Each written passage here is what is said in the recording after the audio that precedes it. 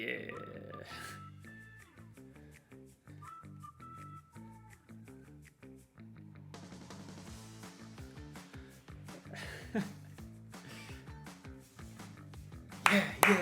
Yeah. We're popping. I love it. All right, we'll minimize that. Good morning, guys. Hopefully you're having an amazing Tuesday. Today is Technique Tuesday. How to make any habit stick. We're going to be going into the 4 actions required so that we can make any habit stick. And this could be in any area of life, but of course, we're talking about body transformation. So if you're watching here live or on recording, let me know in the comments. I have a little bit different of a setup today. You can see we're going to have the slides on this side. I'm going to be here. And then below, I'm going to try to keep a chat going as well. So give me a second to get the chat pulled up. We're going to get this thing rock and rolling. And if you are here on recording, feel free to like this, comment, let me know you're here. And let's just also throw a comment to everyone as well, just letting them know that it is indeed Technique Tuesday. Bam! Whoop. Not looking for that. There we go. Perfect. All right, let's lower the music. The hype is coming down.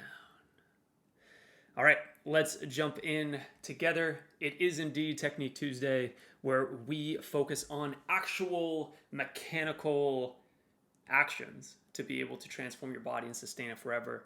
Of course, I believe that true transformation is 80% psychology and 20% mechanics after being a transformation coach, fitness coach for the last 15 years. But you can't ignore the mechanics. You do need the mechanics to actually make it stick. So we're just going to come down to the comments. Perfect. Okay, let's jump in. First things first, if you've never read the book Atomic Habits, I recommend it. But what I'm going to aim to do in the next 10 minutes is essentially condense that entire book into 5 slides or 10 slides. So let's do it together. So if you've ever started a diet, fitness plan, morning routine, only to fall off after a week, it's not because you're broken. I tell this all the time to the nurses and the women that I work with. You didn't fail the plan failed you. And that is crucial to differentiate. Because if you feel like the problem's with you, well, oh my gosh, I am the way I am, I can't change. I've never stuck with it before. But if we know that there is a way to do it, because it's worked for so many other people, I just need the right approach, it brings hope back to the equation, which is more psychology anyway. But the system you're using was built for short-term motivation, not long-term identity, which we'll get into. Today, we're going to explore the real reason habits stick or don't based on Atomic Habits. So let's jump in. Why do habits matter? So every action you take is a vote for the person you want to become. Your life today is essentially the sum of your habits. If you want better results, you're not just going to want to set bigger goals, but you're going to want better systems. Something you'll hear me say a lot is the quality of our results or the quality of our habits rises or falls to the quality of our systems, which is why I talk so much about sustainable change. Because who cares if we can do something pushing ourselves for 6 weeks if it means that we're just going to stop in the next 6, right? And if you saw yesterday's live, we talked a little bit about that psychology piece, right? How to stop relying on push motivation and start relying on pull. All of this goes hand in hand. So small habits are going to make a big difference. When you improve by just 1% every day, the results compound exponentially over time. This approach transforms occasional bursts of progress into consistent, sustainable change. Success isn't a goal, it's a system. And you've probably heard me say before, there's 2 types of games we can play. We can play a finite game or we can play an infinite game. A finite game is something that, okay, it's 6 weeks. I'm going to do this for 6 weeks. And after 6 weeks, I hit my goal, I go on the vacation. But then when I get back, that motivation has dwindled and I just don't restart. It's crucial that whatever you're doing, you can do in any season of life. I'll say that one more time. It's important that whatever you're doing, you can do in any season of life. We don't want to kid ourselves that, oh, once I get to my final goal, then I'll be motivated to maintain it. If anything, the motivation goes down because now you've gotten what you want, the law of familiarity kicks in, and now you're like, I don't know, I'd rather do that thing. And then we just go back to old habits. So it's crucial to switch from finite game playing to infinite game. Because if you were approaching this goal as, hey, I'm going to start and never stop again, you'd probably approach the game a little bit differently. And if you're watching live or on recording, feel free to let me know if this rings true to you. Bam! The habit loop. The first piece we need to understand is, how do habits occur? Like, why is it that when I do something, some things become habits unconsciously and some things become or don't become habits? And there's a system for it. This is the habit loop. This is how habits work. So it always starts with craving, or the cue. The cue. So this is the trigger that initiates the behavior. Think about, if you feel hungry, then you go and you want to then eat, right? I'm just giving you a basic example. So the trigger is I'm hungry. The motivation or desire behind the habit is the craving. I want to go eat. Response, the actual habit or action you take, you eat.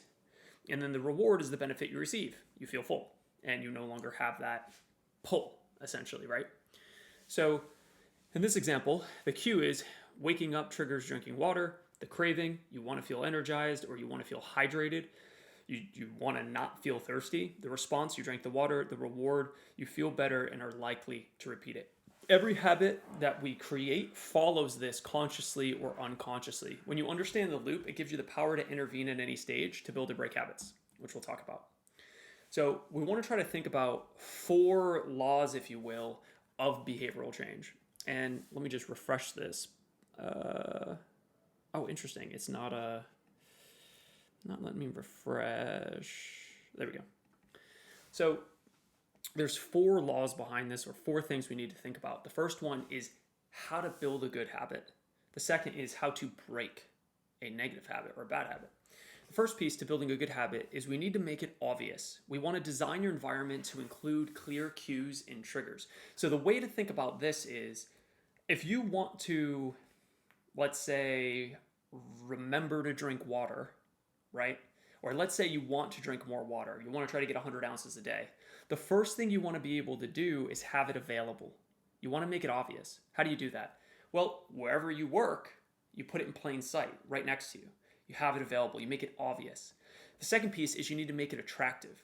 So think about pairing actions you need to do with actions you want to do. So for example, I need to drink more water, so I'm more hydrated, I'm more full, I'm more satiated. But I don't like drinking water. Well, how can you make water more attractive? Well, you could add flavoring. And this flavoring could be like your Mio, your zero calorie additions, your fruit diffused, whatever. The point is you have to make it more attractive to you.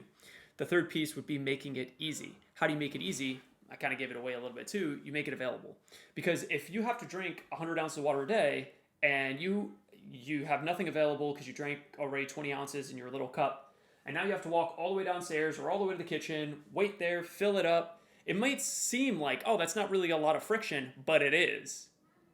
And if you understand or you've been there, say I. Let me know in the comments, because I've been there, right? I mean, that's why I don't do a 20-ounce shaker cup for water anymore. Why? Because I drink it, and then I'd have to, go set a time to go fill it up again. Where now it's like I carry around a gallon. So getting in the gallon is way easier. And then the last piece is you want to make it satisfying. You want to create immediate rewards to keep you coming back. In coaching, one of the ways we do this is positive feedback. So we may set up the objective, hey, 100 ounces of water, the actions, have it available, add some sweetener, whatever it is. And then the accountability is when you finish a 20-ouncer or a little mark, right? Because a lot of the gallons have like 20-ounce marks on it. When you do it, send me a photo. And that photo then triggers me or one of our coaches to be like, hey, you're awesome, like you're so great. And it's like, and that's a reward. There are other ways you can give yourself rewards too, but that's just an example. There's many other ways. Now, to break a bad habit, we actually want to do the opposite. So the example of a bad habit might be snacking after dinner, right? Now, quick caveat to this: there's a reason that you want to snack after dinner. Most likely, that's emotional. Now, is it possible that you just truly have more physiological hunger and you're not eating enough calories? Like, very potentially.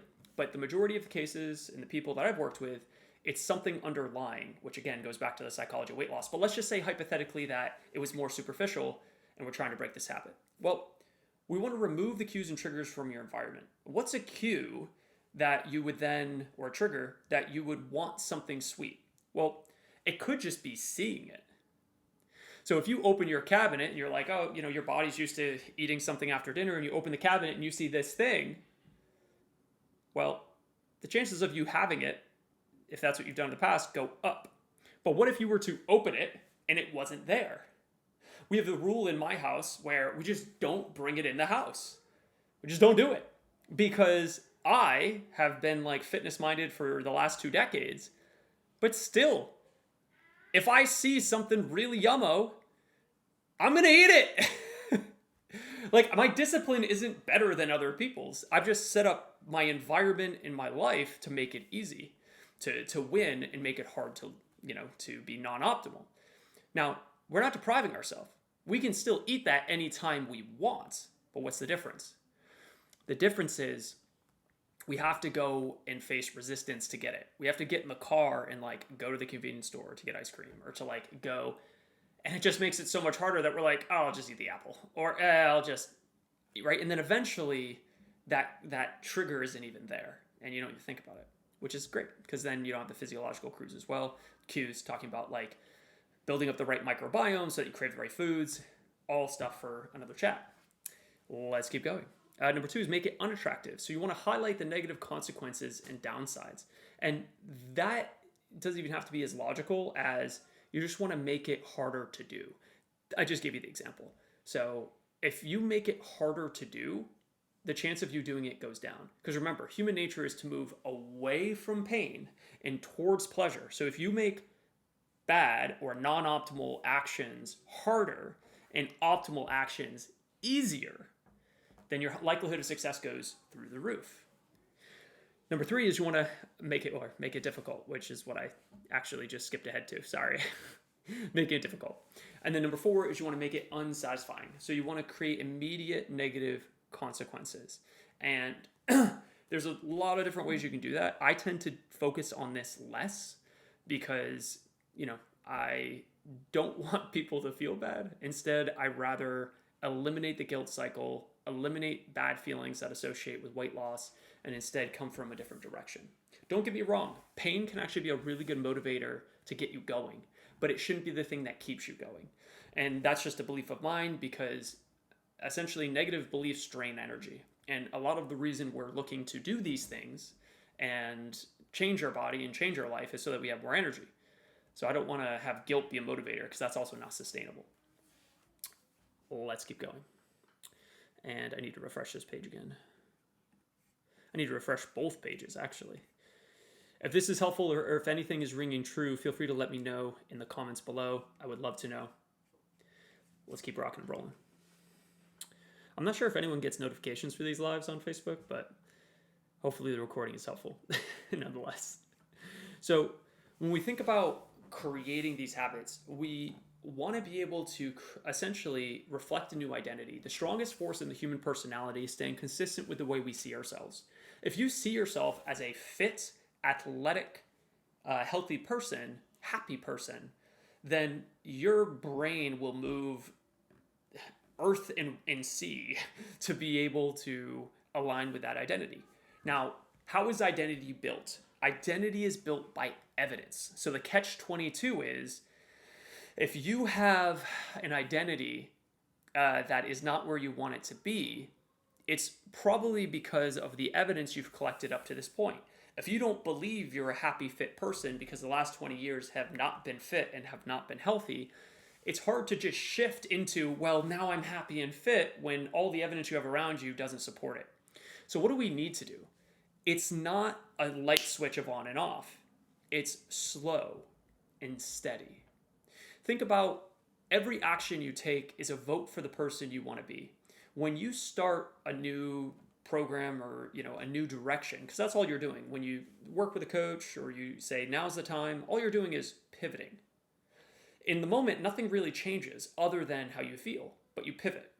And then on a long enough time horizon, if you go a month, what changes? Not much. If you go a year, well, now you can see some big change. You go 10 years, drastic change.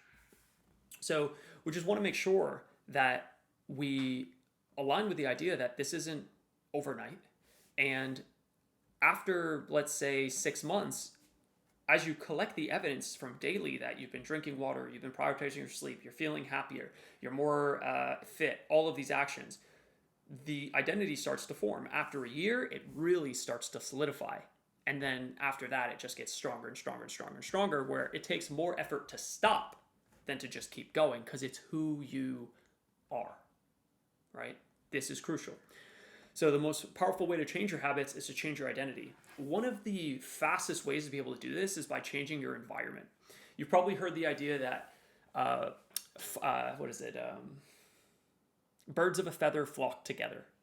If you associate with fit people, you will make fit habits way easier, like tremendously easier.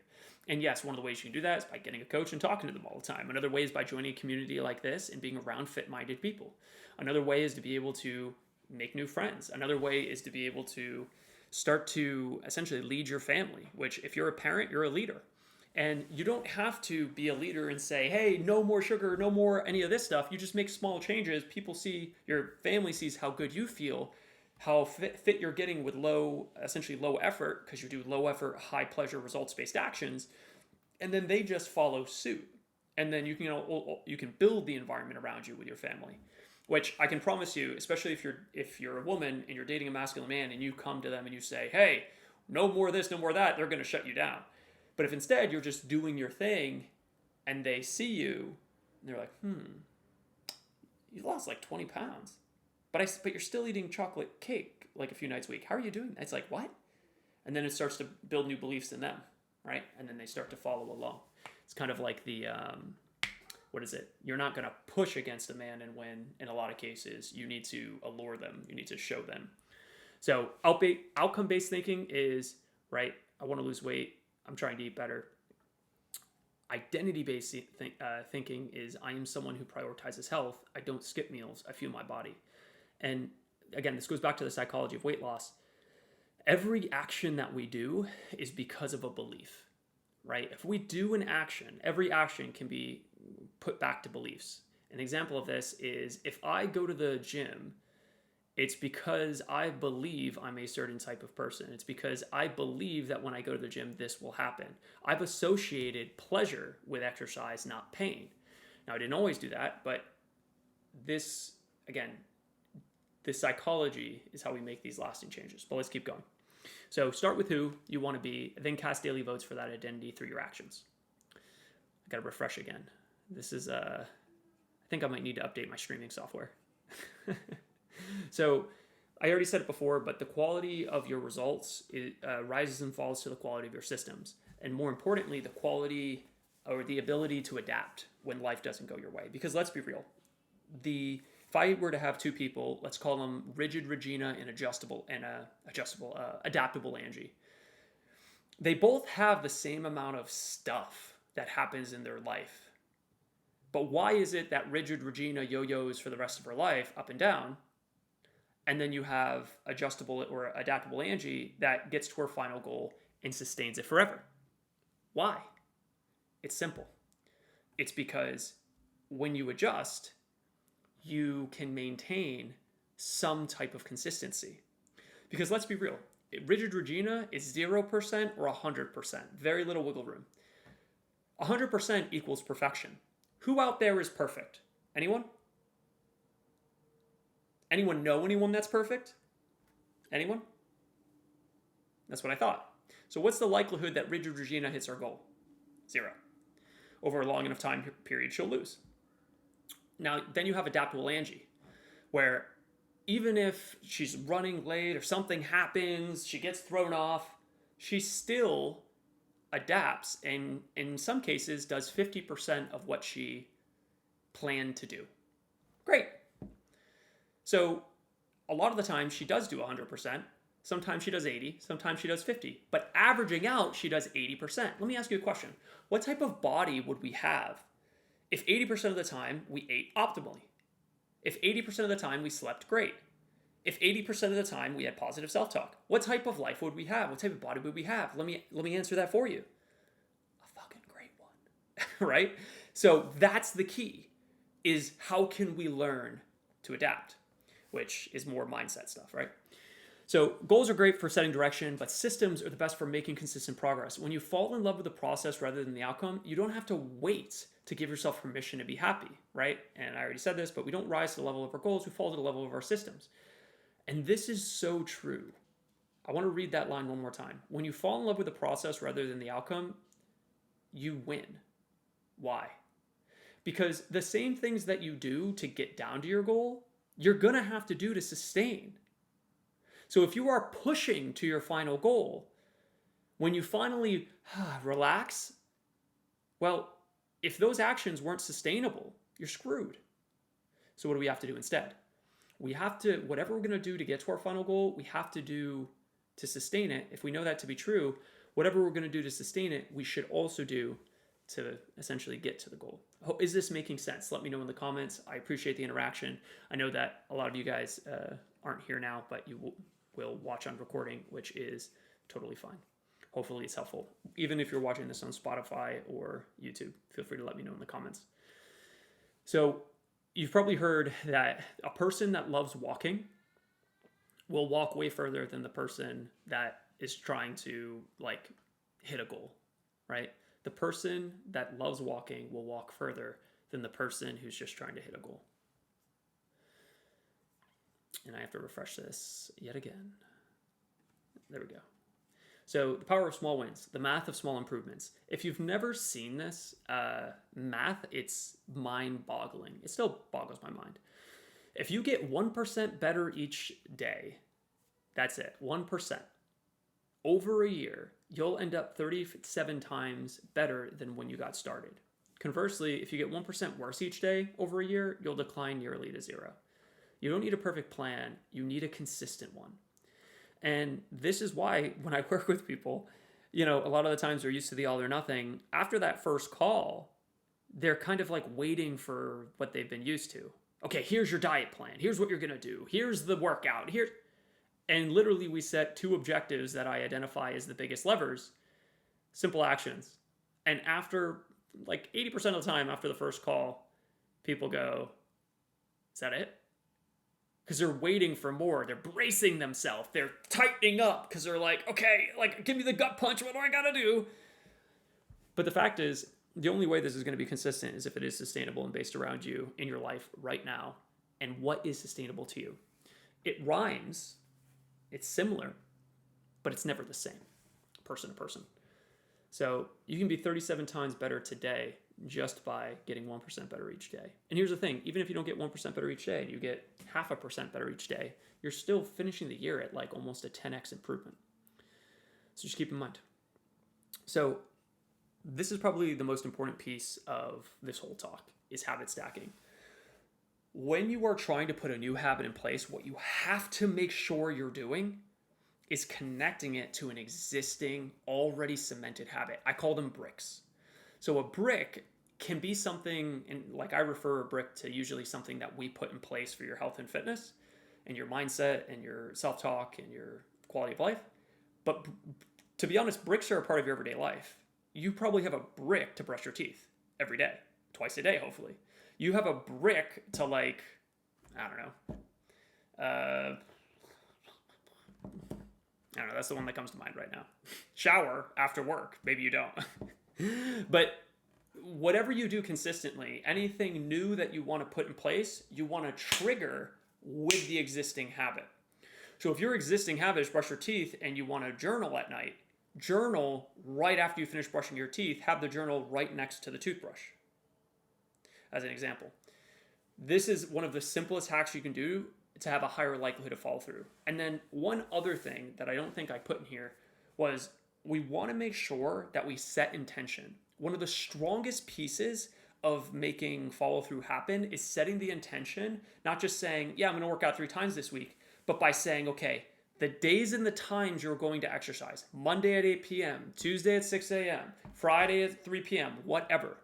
But when you set the intention, you have an 80% higher likelihood of following through, which is profound. So think about it like after I brew my morning coffee, I'll fill my water bottle. Usually all the stuff for preparation I like to do the night before, because in the morning, anything goes, right? Let's say you have a bad night's sleep. You're not going to feel motivated to do it. So have it already done, like filling the water bottle, packing the lunch, stuff like that. After I brush my teeth, I'll do 10 push-ups. I don't recommend that one, but just an example. After I sit down for lunch, I will text someone that I'm grateful for. Whatever. The point of all this is we just want to make sure that we are aligning with actions that already exist. And making habits stick. Few things to keep in mind. Environment is greater than willpower. Design your environment to make good habits easy and bad habits hard. Your willpower is limited. Your surroundings shouldn't work against you. And this is especially true for long-term sustainability. Everyone can do push for some length of time, but the higher your stress is, the lower your recovery is, the lower your overall willpower will be. And if we want to guarantee a result, we cannot do that by relying on willpower, because then you're just rolling the dice, and that's silly, right? Especially if we're trying to make this last forever. So this is like what I do with my nutrition, right? We just don't bring it in the house. We don't bring stuff in the house. And if you say like, oh, I have kids and they want to eat it, well, maybe they shouldn't be eating it either, right? Like just get together as a family and say like, hey, here's what I'm thinking. What do you guys think, right? You can still eat it, but just don't bring it in here. And again, like remember, with a family, it should be a team, right? Sometimes I talk to, our clients, and it feels like it's every man for itself and their family. But truly, a family should be cohesive and be a tribe. And there should be somebody leading the family. Even if you have teenagers, anyone in the house, like there should be a leader or 2 leaders if you're parents, right? If you have 2 parents there. So you set the standard.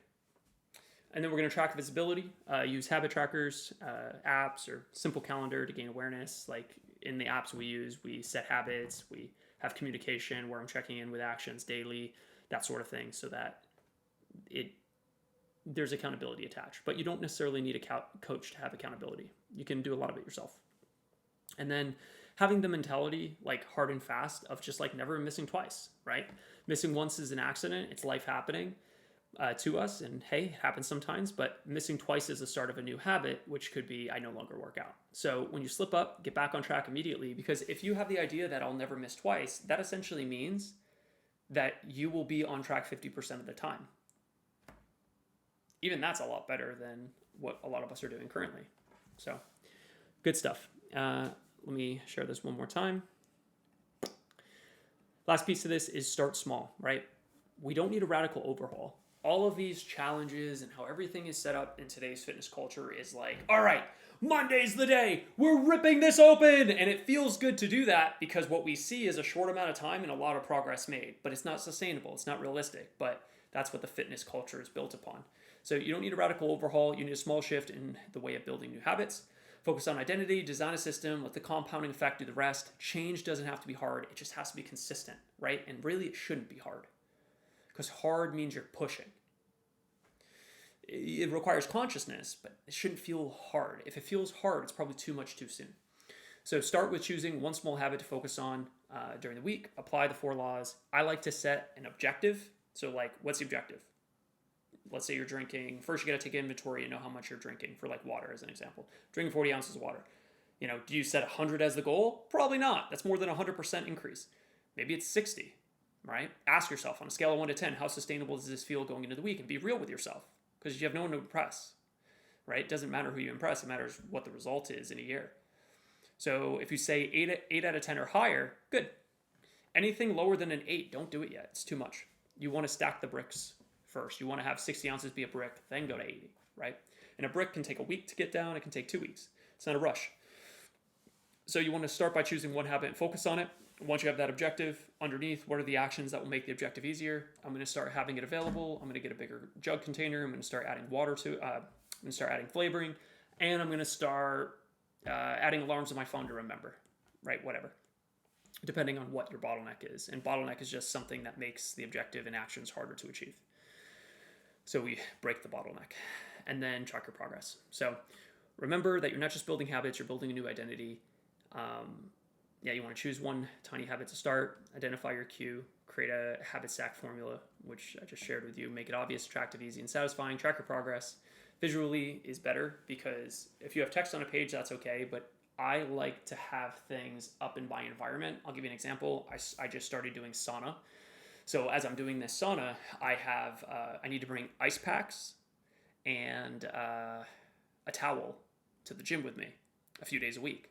Ice packs, believe it or not, for my head and also my, what would you call it? My testicles, essentially, right? Sauna, I'm trying not to be vulgar, but that's the actual name.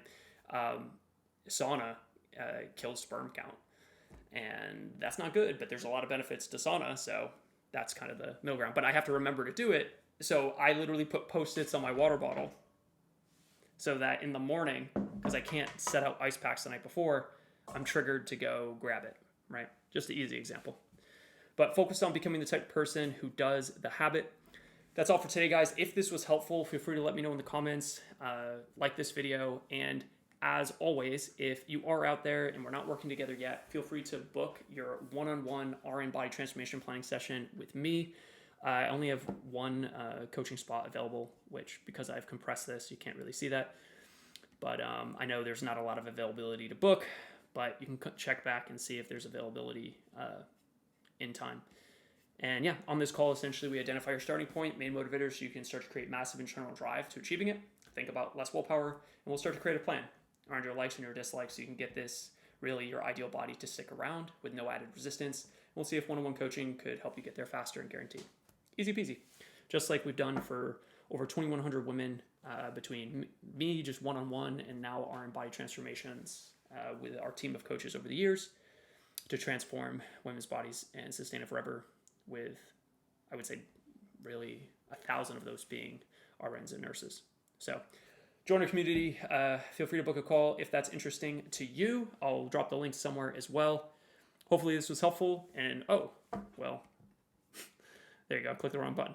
I will see you guys soon. Bye. Oh, I don't know how to end the live. There you go. I found it. Bye.